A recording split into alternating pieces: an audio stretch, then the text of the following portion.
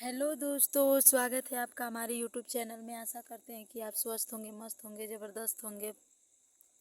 तो आज हम लोग पढ़ेंगे हिंदी के बारे में, यानी कि हम लोग अगले वीडियो में पढ़े थे स्वर का वर्गीकरण। तो स्वर के वर्गीकरण में आज हम लोग आगे की जानकारी प्राप्त करेंगे।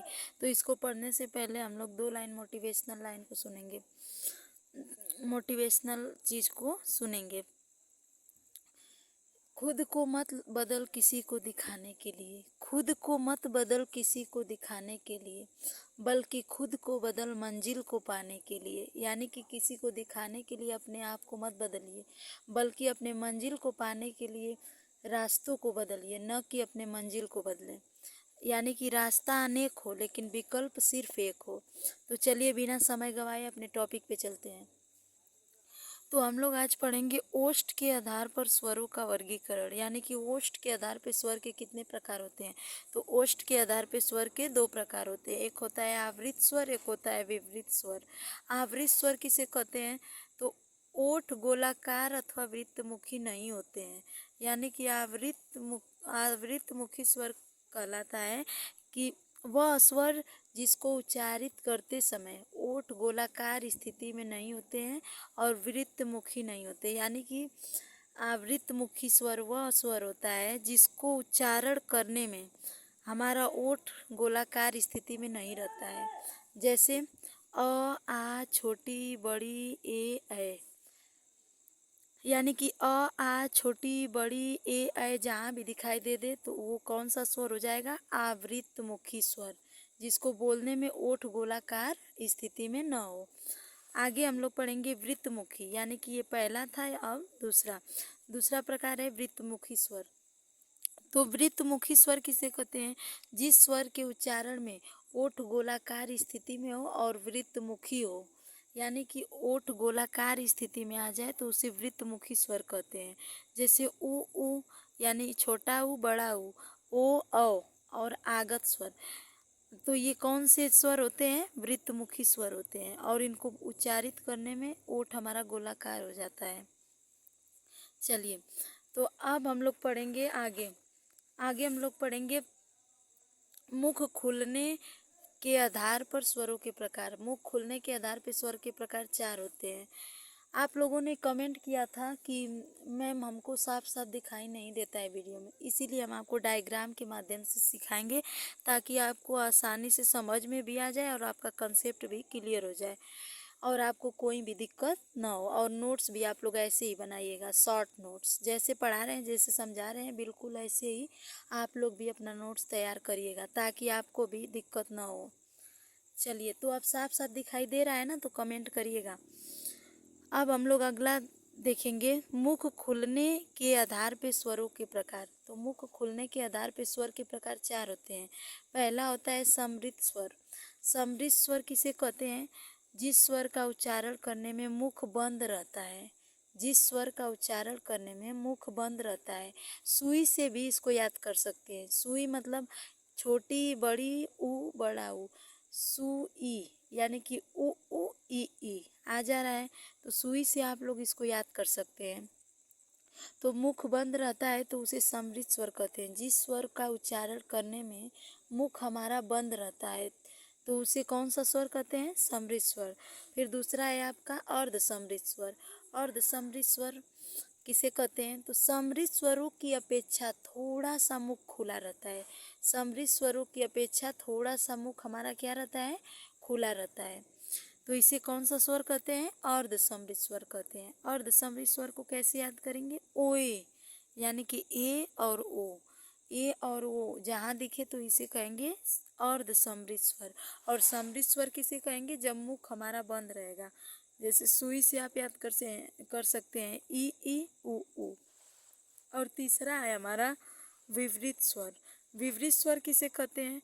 तो जिन स्वरों के उच्चारण में मुख सबसे अधिक खुला रहता है, जिन स्वरों के उच्चारण में मुख सबसे अधिक खुला रहता है उसे विवृत स्वर कहते हैं। विवृत स्वर किसे कहते हैं? तो जिन स्वरों के उच्चारण में मुख सबसे अधिक खुला रहता है। जैसे आ का उच्चारण आप करिए तो पूरा मुख खुल जाएगा, तो इसे विवृत स्वर कहते हैं। अब चौथा है हमारा अर्ध विवृत स्वर। अर्धविपरीत स्वर किसे कहते हैं? तो विपरीत की तुलना में थोड़ा कम मुख खुलता है, विपरीत की तुलना में मुख थोड़ा कम खुलता है, तो इसे अर्धविपरीत स्वर कहते हैं। विपरीत स्वर में आप लोग देखें कि इसमें अधिक मुख खुलता है, जैसे आ बोलेंगे तो पूरा मुंह खुल जाएगा, तो इसे विपरीत स्वर कहेंगे। लेकिन अर्धविपरीत स्वर किसे कहेंगे? तो विपरीत की तुलना में थोड़ा सा मुंह खुलता है, जैसे अ, ए, औ। इसको उच्चारित करने में थोड़ा सा विपरीत की अपेक्षा कम मुख खुलता है, तो इसे अर्धविपरीत कहते हैं। तो हम लोगों ने क्या क्या पढ़ा? मुख के आधार पे स्वरों के प्रकार कितने होते हैं? 4 होते हैं। समृद्ध स्वर, समृद्ध स्वर कौन कौन से होते हैं? ई उ, तो सुई से इसको याद कर सकते हैं। आगे हमने पढ़ा है दूसरा पॉइंट, अर्धसमृद्ध स्वर। अर्धसमृद्ध स्वर कितने होते हैं? तो 2 होते हैं। कौन कौन से? ओए, यानी कि ओए से इसको याद कर सकते हैं, ए और ओ, इसको अर्धसमृद्ध स्वर कहते हैं। फिर तीसरा था हमारा विपरीत स्वर। विपरीत स्वर उसे कहते हैं जिसमें पूरा मुख खुलता है, जैसे आ कौन सा स्वर है? तो विपरीत स्वर है। फिर अर्धविपरीत स्वर। अर्धविपरीत स्वर किसे कहते हैं? तो विपरीत स्वर की अपेक्षा मुख थोड़ा सा खुलता है, जैसे अ, ए, औ, इसको अर्धविपरीत स्वर कहते हैं। अब आगे हम लोग पढ़ेंगे कुछ और।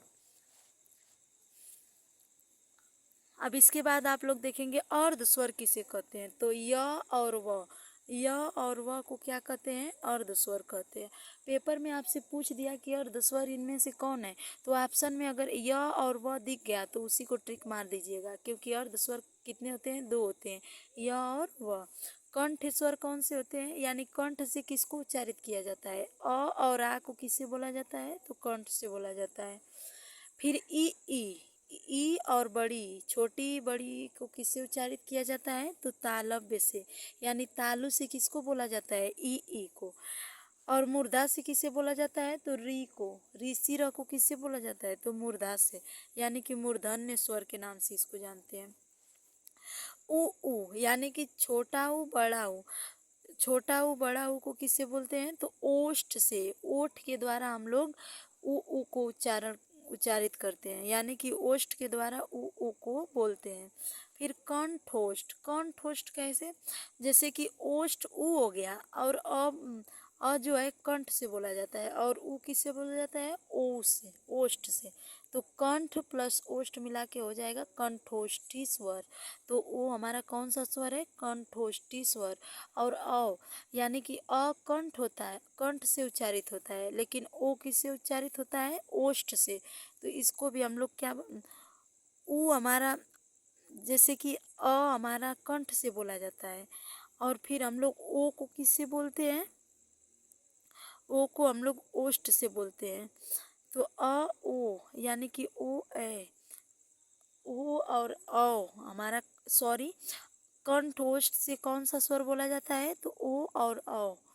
और कंठ तालव्य से ए और ए, यानी कि अ कंठ से बोला जाता है और ई तालु से बोला जाता है। तो कंठ प्लस तालु को मिलाएंगे तो अ बनेगा, यानी कि अ प्लस ई को मिलाएंगे तो ए बनेगा, और फिर अ प्लस ए को मिलाएंगे तो अ बनेगा। तो कंठ तालव्य से ए और अ बोला जाता है। अब प्राकृतिक स्वर को देखेंगे, तो प्राकृतिक स्वर कौन कौन से होते हैं? तो अ होता है, छोटी ई होती है, उ होता है, यानी कि छोटा ऊ, छोटी ई और अ प्राकृतिक स्वर माना जाता है। उदासीन स्वर किसे कहते हैं? तो अ को उदासीन स्वर के नाम से भी जाना जाता है। अपभ्रंश में कितने स्वर मौजूद थे? तो अपभ्रंश में 8 स्वर मौजूद थे। कौन कौन से? अ हो गया, आ हो गया, छोटी बड़ी, छोटा ऊ, बड़ा ऊ, ए हो गया, ओ हो गया। 2 2 4 2 6 2 8, यानी कि अ आ, छोटी बड़ी, छोटा ऊ, बड़ा ऊ, ए और ओ, इनको किस नाम से जानते हैं? अपभ्रंश में कितने स्वर थे? तो 8 स्वर थे। अब इसको एक बार फिर रिवाइज कर लीजिए, नहीं तो आप लोग कंफ्यूजन में रहेंगे। तो इसको एक बार और ध्यान से देखिए। तो अर्ध स्वर कौन कौन सा होता है? तो 2 होते हैं, य और व। कंठ स्वर कौन कौन से होते हैं? अ और आ। तालव्य स्वर ई। मूर्धन्य स्वर री। ओष्ठी स्वर उ। कंठ ओष्ठी स्वर ओ और औ। कंठ तालव्य स्वर ए ऐ। प्राकृतिक स्वर अ ई उ। यानी कि अ छोटी छोटा उ, उदासीन स्वर अ।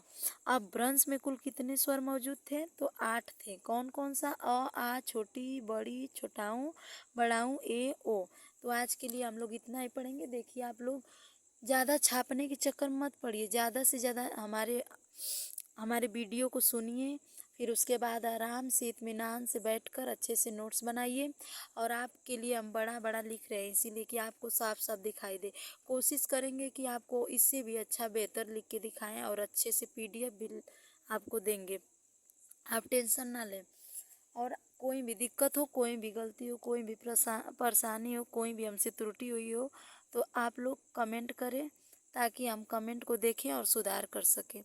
और आप लोग के लिए हम दिन रात मेहनत कर रहे हैं और अच्छे से पढ़ाएंगे। आप इधर उधर मत भटकिए, बल्कि रोज़ रेगुलर हमसे क्लास लीजिए और किसी भी कंपटीशन एग्ज़ाम में जाइए। आपका 90% सवाल इसी जगह से फंसेगा। चलिए ठीक है, आज के लिए हम लोग इतना ही पढ़ेंगे। अब हम लोग अगले वीडियो में यूपी स्पेशल को पढ़ेंगे।